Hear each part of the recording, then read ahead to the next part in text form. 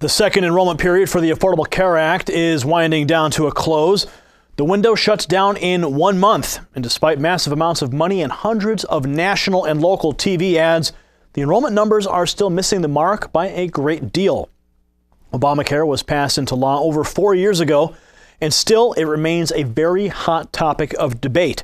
Of course, this fall we saw the video of MIT professor Jonathan Gruber claiming he actually designed Obamacare, and Gruber said that the whole scheme was designed to fail on the national level, essentially dropping the burden into the individual states. Gruber said he said it in 2012, and 1 year later, in 2013, his prediction came true. Participation rates were so low that the White House was forced to shift gears and introduce a federally run health exchange.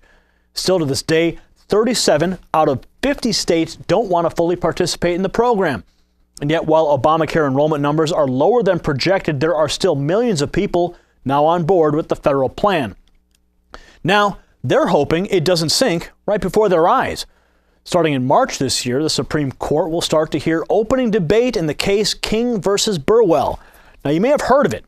The case gets very complicated. Essentially, depending on which way the Supreme Court rules, Obamacare could be completely rewritten.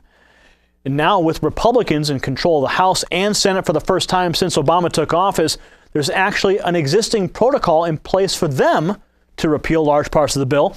It's called reconciliation, and it would allow the Senate to strike provisions from Obamacare and completely shift the way the law works.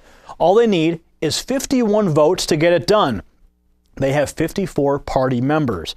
And it all could rest on the shoulders of a woman on Capitol Hill, and she wasn't even elected to office. Elizabeth McDonough.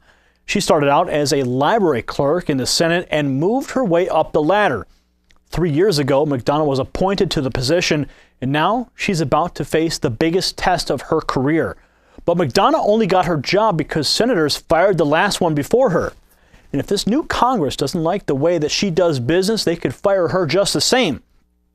One thing is for sure, Obamacare is entirely incomplete and open to massive changes, yet the federal government continues to peddle their health insurance to the masses as if the law was a sure bet.